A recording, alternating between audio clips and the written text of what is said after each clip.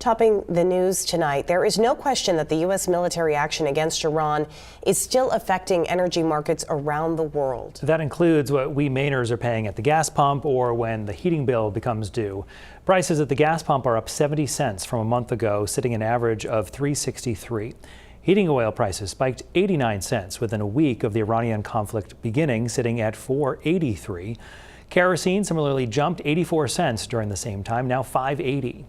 Democrats today, in light of those energy spikes, held a news conference to highlight the work they've been doing on energy affordability. State House reporter Christian Harsa is live in Augusta to tell us more about this. Hi, Christian.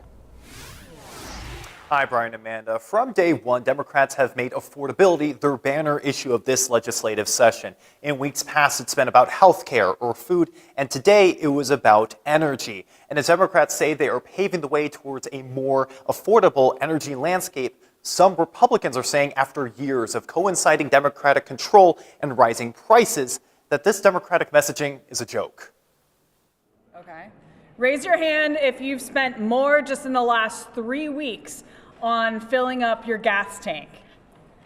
Okay. Democrats highlighted 3 bills at their press conference, touting the ways they are working to lower energy costs for Mainers. LD 995 passed through the Senate and House last year and is now before the appropriations table. LD 995 provides $15 million in new one-time funding for the Low Income Assistance Program, or LIAP, which provides funding to help Mainers cover at least part of their electric costs with a direct credit on their bills. to help those who are struggling the most. Voted in the House Tuesday, LD 1949 would require the Public Utilities Commission to consider affordability when setting electricity rates. This notion got pushback from most House Republicans. How in the world do we expect the PUC to come up with a definition of affordability?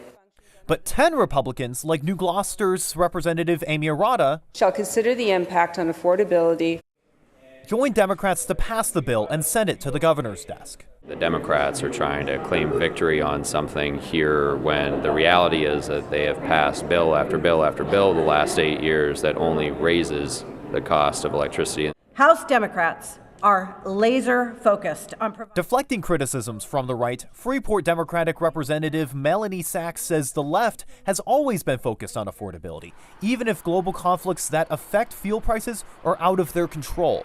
What we can do is continue to plan for an energy future where local, reliable power is generated. An approach, says Republican Senator Trey Stewart of Aroostook County, that has actually raised prices over the years.